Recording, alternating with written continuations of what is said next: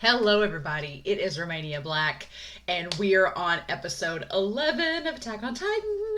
And last episode was amazing. I had not.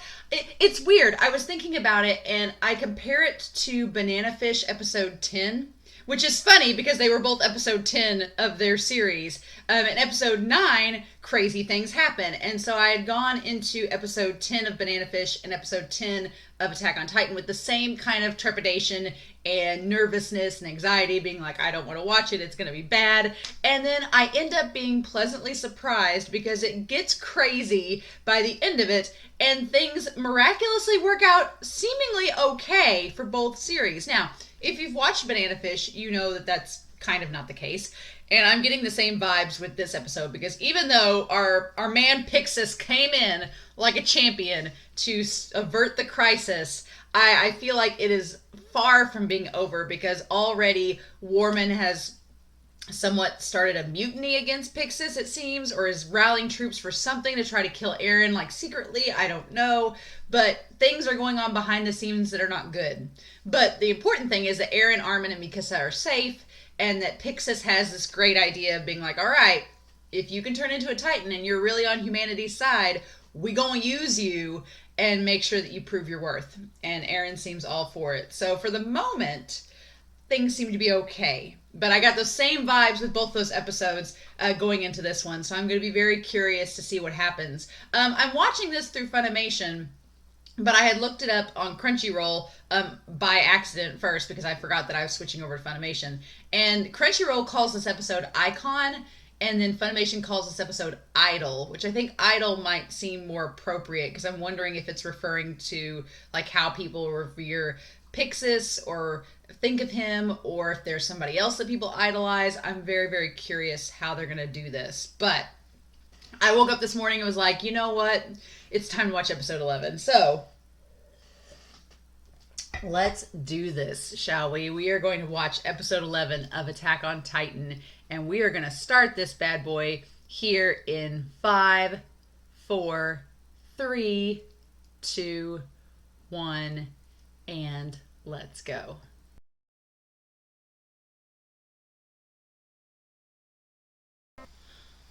Eren, what are you doing? We had this whole episode built up that you're the hope for humanity and everything seemed to be going okay.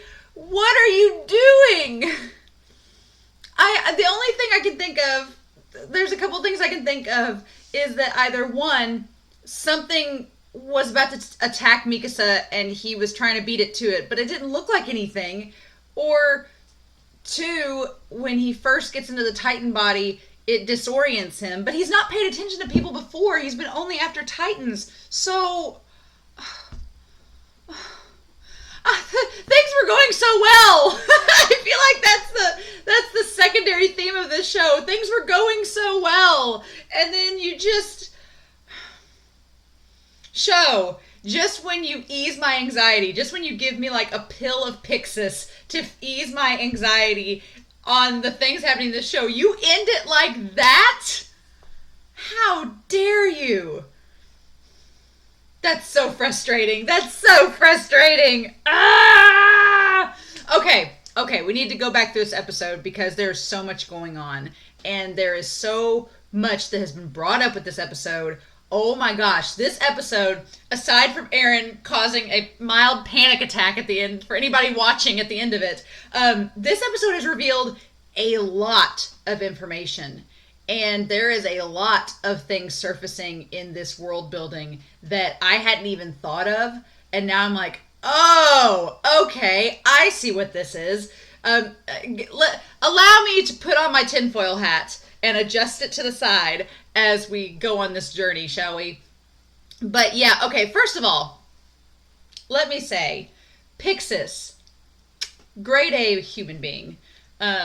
He is so intriguing, and I love that he tells Eren, he's like, you're a little bit twisted like me. And at first I was like, twisted? But no, Pixis is a mastermind. I see why he's the commander of this troop, of the garrison. I see why he's the commander of the garrisons in this case, because he has an amazing ability to instantly have intuition of what to do in the situation, and is really, really great at dissolving conflict. Like the thing he set up on the wall, we'll talk about that. That was perfect. Like that was Armin level strategy. Let's do this. But I I'm very Pixis brings up a lot of interesting things in this episode. Both concepts about himself and everything. I'm so fascinated by him. And so there's a lot of things he talks about that I wanted to delve into. I'm still reeling from the fact that Eren turned and attacked Mikasa. I'm still reeling from it. I don't know why. Why would he do that? She's like as close as I know. He got kind of irritated at her this episode. So I wonder, like, does the Titan, when you're in the Titan form, does it like tap into something in you and like feed off of your like base subconscious emotions? Because he was kind of getting fed up with her when she was arguing. And he's like, "You're not my mom. I'm not your kid. You're not my sister. Like, quit trying to look over me." And but she wasn't calling out to him or anything in that moment. I just don't know. We're not going to worry about the ending of this episode right now. I want to talk about what happens actually in the episode. So let's get back to this on here. So Eren is all on board with being able to plug the hole, which, I mean, what choice do you have at this point? But Pixis is like, good, great. And I love he has that sash, his commander sash. He says, "Well said, you're a real man." Pixis, this is so interesting, is that Pixis is like on the spot, like, we're going to tailor this plan that Armin had. We're going to work it, rework it, make it work. Because Pixis is like, we have to plug the hole somehow. Otherwise, there's going to be more Titans coming in and Wall Rose is going to fall. So this is our best strategy at this point. This is the only option we got. So we got to make it work. And Eren, we just happened to get... I feel like Pixis thinks that this gift was just handed into his lap. He's like, oh, cool. What am I going to do with this? The whole thing back to the chess game, all of that. But Eren brings up a really good point here. Titans aren't the only enemy. This goes back to episode 3 when they were practicing with the knives. And Eren's like, why do we have to practice with knives? They're not going to do anything against Titans. Now we know, because Titans are not the only problem. It's humanity. And there's so many ideas brought up in this episode. And he's like, walk with me. But yeah, humanity in this episode shows just how, not only how much it can devolve in a panic and chaos, but how strong that panic and chaos can become and how influential it can become. Because I commented last episode that the troops seem to be like very, very wishy-washy. Like they're just instantly pulled back and forth due to fear and chaos. And Rico, we'll talk about her, she even brings up the notion that fear can only drive people for so long. And then they're going to start doing things beyond. Fear is going to rationalize other emotions, and they're either going to act out of hatred or act out of love or act out of some other emotion other than fear. This one guy that's with Marco has become like our center focus. I think it's Daz. Daz is his name. Daz has become like our center focus. He is our representation of the ultimate fear of humanity. Like, he does not care anymore. He's like, kill me, I don't care. I'm tired of fighting these Titans and giving my life for a cause that he doesn't believe in anymore. And here's the thing, if you're gonna, this is kind of the twisted thing of it, is that Pixis needs all of these military people to be on board with this idea, right? And it's kind of crazy to think that these guys are going to be expected to give their lives, and they have to be obedient and be ready to fulfill their duties at a given notice. And it's kind of interesting because it's kind of like their autonomy is, they have this autonomy and their whole individuality is thrown out the window because of the group cause, right? I like in this episode that Jean is our focus. Jean and Sasha are our representations. Like, Marco's over here helping Daz calm the heck down. But Jean and Sasha get to see firsthand just how things are devolving up close. I don't know where Annie and Reiner and Bertolt are in this whole scenario, but Connie is with Jean later. But yeah, Jean gets to see the idea that, like, the troops... He's like, the troops are planning on...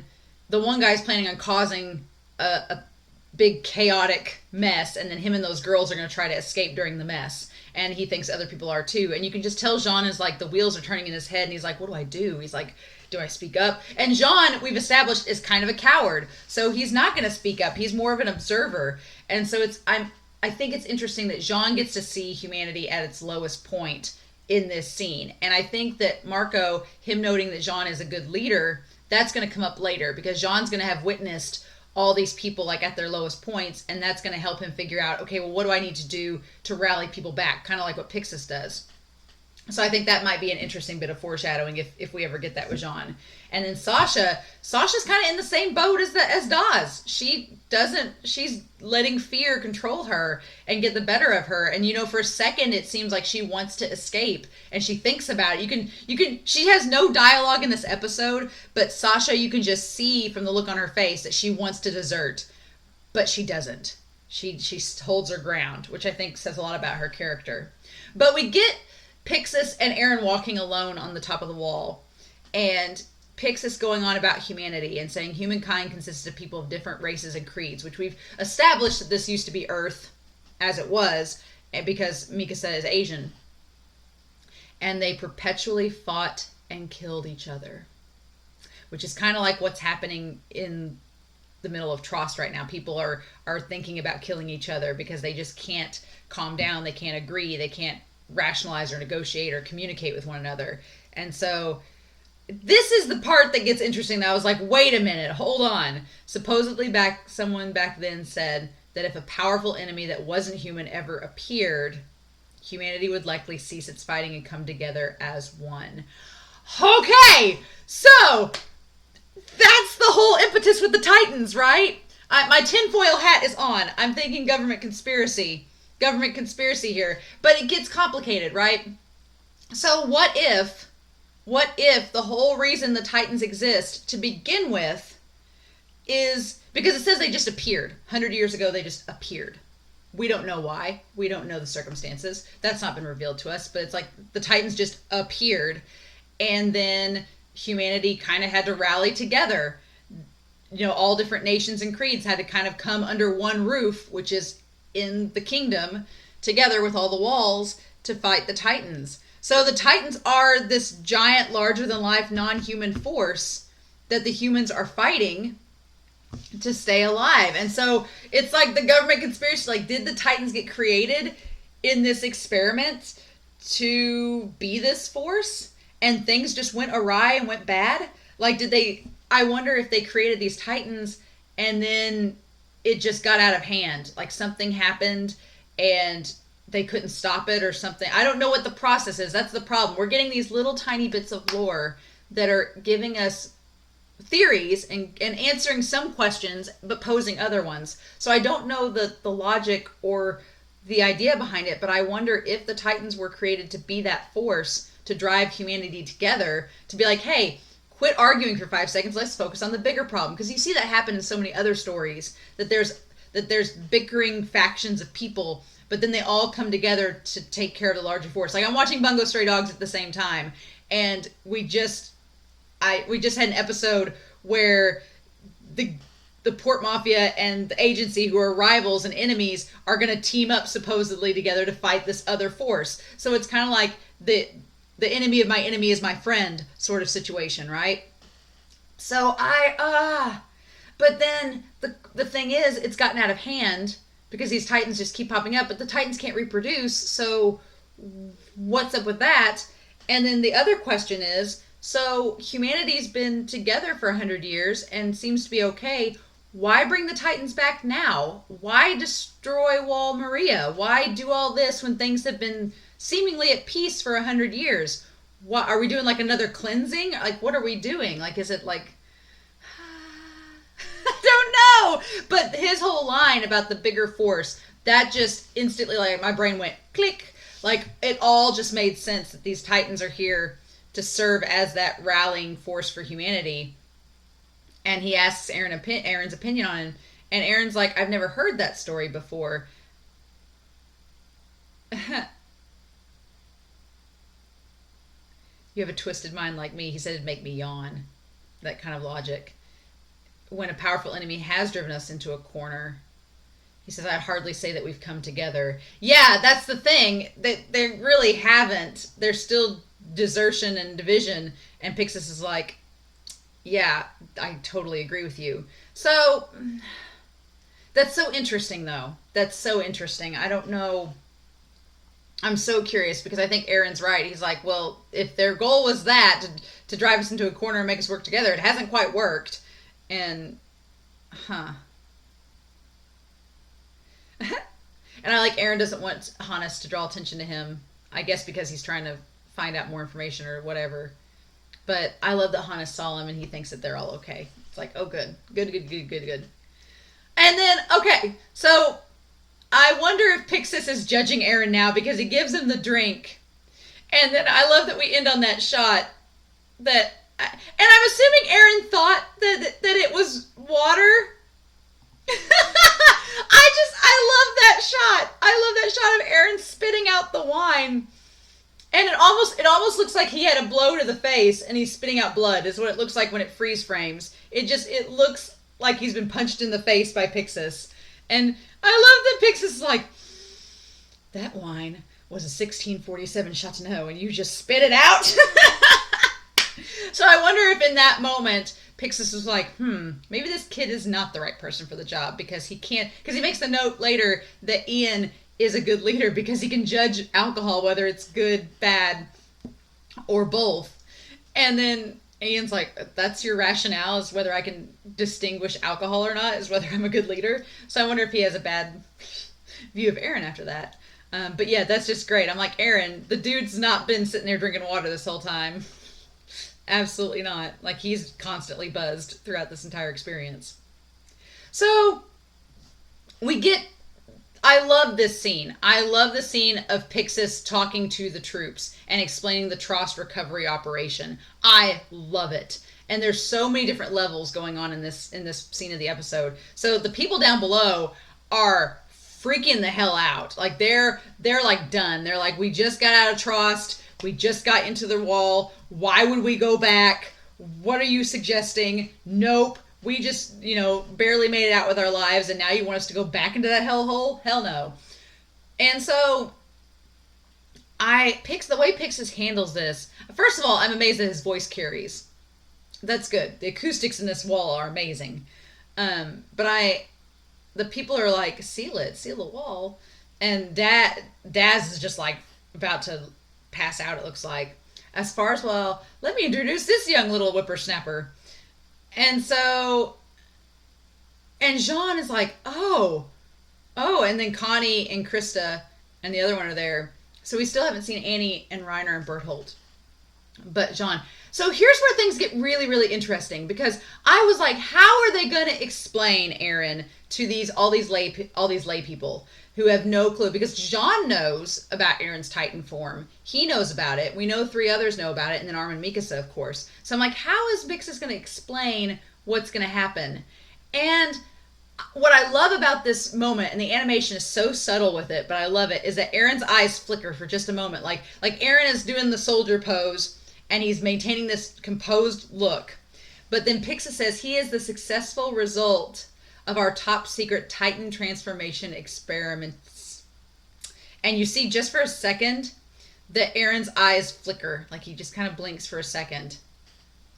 And then, but yeah, so Pixis, this dastardly man, like the whole time he's been walking, you know that he's been thinking of how am I going to explain this? And so what's funny is that he says he's the result of a top secret Titan transformation experiment. And he's able to fabricate a Titan's body and control it at will. So the funny thing is that if we have our tinfoil hats on, is this exactly what the government's been doing this whole time? And Pixis is just verifying it without knowing that he's verifying it?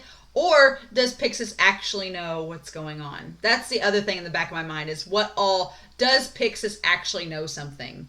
Because it's funny, why would Pixis bring up this whole idea about humanity and it having its problems and the large enemy coming to help them rally together? Like, why would he bring all this up to Eren? And he just instantly goes into it. And I get that he's a good commander, but he goes into this theory and this hypothesis to all the people explaining this Titan experiment like it's nothing. Like, he's just like, yep, this is what we're doing. So does he know? I don't know. I love Pixis. He's one of my favorite characters in the show so far. I love him because he's eccentric. He's strong-willed. He has this smart mind. He's like an instant thinker, and he knows how to manipulate a crowd, which I'll talk about here in a second. But I'm like, I don't entirely trust him, I guess is what I'm getting at. Like, I like Pixis an awful lot, but there's a little piece of me that in the back of my mind, especially when he's going on about this lie about the Titan transformation experimentations, that a little tiny part of me is like, I don't trust him.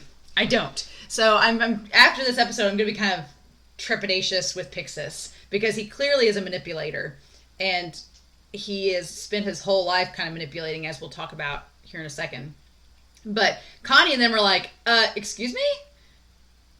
And Connie's like, this doesn't make any sense. And the one woman with the freckles, she's like, shut up, just listen, I'm trying to figure this out too. And so yeah, and then, which granted, I didn't realize just how big the boulder is. It's way bigger than Eren. So, interesting. And of course we get that visual of him carrying the rock, which I thought we were going to get this episode, but nope. And so their plan is actually a really good one. There's a lot of variables that can go wrong, as we've seen at the end of this episode, but the plan makes sense. Like, use one side of the gate, one side of the wall, lure the Titans over there, and on the other side have Eren fix the hole. That is a very good idea, and that makes a lot of sense. And it seemed like it was going to work. What made me really nervous in this episode was, one, when she fired off the flare. I was like, aren't you going to draw a lot of Titan attention when you fire the flare? Which I get it, you have to do something to give a signal. But I'm like, couldn't you have like lifted a hot air balloon or something? I don't know. And then the other thing is, of course, when Eren smashes the roof, it's like, well, that's going to draw their attention too. And I wonder, thinking about it, if him in the Titan body, here's the thing, if him as a Titan, the Titan exoskeletons, if we're looking at this as an experiment, are they not meant to do tasks like move the rock? Are they literally just meant to destroy things? Are they just weapons? Are they literal weapons, and they're not meant to do any kind of like beneficial work like moving or creating? They're just literally there to fight stuff. And since there's no Titans around, Eren just turned around and started fighting the first thing that he saw. That's my fear. That's my fear, is that these Titan shells that they are able to control don't have a purpose other than to destroy things. Like, that's literally why they were created. And I'm like, well, then that's going to throw this whole plan up in smoke. And Rico just got done telling him that all these people's lives are in his hands, and the first thing he does is attack one of the troops. It's like, no. So yeah, the one girl that's with Pixis notes that people can only be driven by fear for so long. And Pixis kind of demonstrates the other option with that. And Dawes is like, nope, don't believe any of this. This all sounds like hearsay. I don't like this. Do you take us for idiots? Because granted, yeah, these people, they've been fighting Titans for 100 years, and suddenly you tell them that there's been these human weapon experiments. Come on, like, this is like the last straw, is trying to grasp and have them like go along with everything. And they all start to desert, which is crazy. And so Warman, we see him down there, and Warman's like, I mean, the rationale is that if people desert, then you get killed, which has worked for some time in keeping people in line. But again, like Rico says, fear will only drive you first, or like that girl said, fear will only drive you for a certain point. Eventually, you're not going to be afraid to die by someone else's hands when the other option is getting eaten by a Titan. Like, the guy's like, I'm going to take my chances of you killing me than me getting eaten by a Titan. So yeah, at some point, fear is not going to rationally work. And that's when I love that Pixis comes in and is like, fine, leave. You want to leave? Go. I'm going to absolve you from your crimes if you walk out the door right now. And everybody just kind of is like, and he's like, but if you leave now, you understand that because you have left, we're not going to be able to take back Trost. We're not going to be able to save Wall Rose, and the Titans are going to come and eat you and your family. So, do you want to die and keep your family safe, or do you want to desert and then watch your family get eaten along with you? And that one guy's like, he thinks of his daughter, and he's like, I don't want to watch her get eaten. And you can tell everybody else is thinking the same thing. And so they just turn around and all go back. And it's beautiful. It's like Pixis resolved the conflict. He was like, nah. He's like, we don't need to get violent in this. We're just going to use logic. And the logic is you're either going to help or, yeah, you're all going to die and your family is too. So it's like, So again, Pixis with the manipulation there. And he has the conversation. So we have Rico, which is the bespectacled girl. We have Ian, the blonde, that tells Mikasa that she can join the Defend Eren Yeager group, which may or may not have been a good idea. And then you have Matabi, who is the other guy. And they're apparently like the toughest of the garrisons. So that's interesting. I have a feeling Rico's going to die because she gave Eren that big sweeping speech about people's lives being important and being in his hands. And it seems like one of those character speeches that when they give it, they're going to die afterwards. So, and he's going to have to deal with that. So I'm very curious to know. I mean, maybe she'll make it out alive. She just had like a death flag go up and I was like, because I'm like, oh, Rico, you were kind of freaking out. I didn't like you in the last episode or episode 9, but this episode I kind of started to like you again. So I'm like, you're probably going to die. I don't know. But yeah, he lets Ian be the leader because he can taste and distinguish good alcohol from bad. Seems legit. But here's the thing. Pixis makes a note that he's like, my whole life I've been on the losing side and I hate losing. And as soon as he said that, I was like, all I could think about was going back to all the chess games where he's lost to Marquis Bart. Like he's intentionally lost every single time of playing chess with him. And it was all part of the act, part of the charade of letting Marquis Bart feel better about himself. And just knowing that he hates losing that bad and that he's been losing every time to save face and to put on this facade, that's what gets me thinking about his character. Because I'm like, if Pixis is willing to go those lengths over a long period of time and play the long game with this, then what else is he willing to do? And that makes me worried. It makes me worried very much because I could see him turning on Eren if Eren doesn't get this job done and being like, look, I gave you a job. You didn't do it. I don't like losing. So I don't know. But I'm like, why? Why, Eren? Why did you turn on her? I don't understand. That everything was going. I was really feeling good about this episode, which again, Attack on Titan usual. I feel great about the episode, and then at the very last part, it's like episode 4 all over again, right? It's like episode 4 all freaking over again because I felt really good about this episode.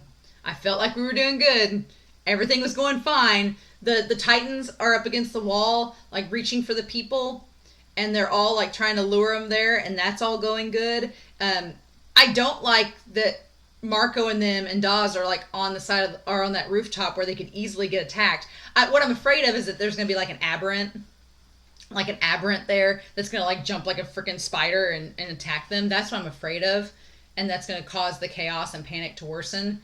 But the only good thing about Eren lashing out against Mikasa, the only good thing about this scenario, is that there's not a lot of troops over where they are right now. It's literally just Rico, Ian, Matabi, and Mikasa. Like, they're the only 4 around Eren. So maybe no one else will panic if they don't see Eren going crazy. But I don't like it. I just want him to get the rock and just to fix the problem. And what I thought at the end of this was that, okay, if he lifts the rock, it's going to take all of his strength and energy to move that rock to the front of the gate. Like, it's going to take all of that to make it work. That's what I was thinking of at the time. But it looks like that might not be our only problem.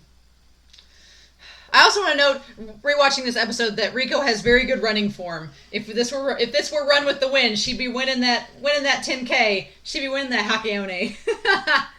But, oh God, why? I don't like it. So yeah, for the record, the animation shots of them flying through the air, of Mikasa and Eren flying through in their maneuver gear, amazing. Like, it's so beautiful. I absolutely love it. It's just the tracking shots, the camera work, the cinematography. It's gorgeous. The music this episode, wonderful. Like, I love it so much. And then we get Eren flying through the air. He's got the maneuver gear, and then he bites himself and turns into the Titan. And I love that there's that green. That there is that green light. Just like the flare was green. Like the kingdom's colors are green and red, and the Titan colors are green and red. It's just the connectivity and everything. It's got me thinking. It's got me thinking. But then, yeah, why? I get that it's like instinctual, that it's like his subconscious. But I'm like, just grab the frickin' rock. So I'm like, does he punch right where she's at? That's the thing. I guess he does. And I'm sure she moves out of the way, but yeah, why? Why? Frustrating. Very frustrating. The only other thing I wanted to add is that I did go look up real quick before starting this post-episode thing. I went to Crunchyroll because the only thing I don't like about Funimation is that they don't translate these information we can share so far panels. So I have a feeling at the end of each episode I'm going to have to go to Crunchyroll to find this panel. So with the 3D maneuver gear weight shifting device, to maneuver in 3D space, it's necessary to be able to shift one's weight precisely using belts strung all over the body. Oh, let me turn that sound off. Okay, and that kind of goes back to the OP of the guy like moving in slow motion. And it says the 3D maneuver gear weight shifting device number 2, to allow quick maneuvers in 3D space. The equipment has been made as light as possible. And there's a sheath and gas cylinder, a cone, and an operation device with the blade. Interesting. Cool beans. So yeah.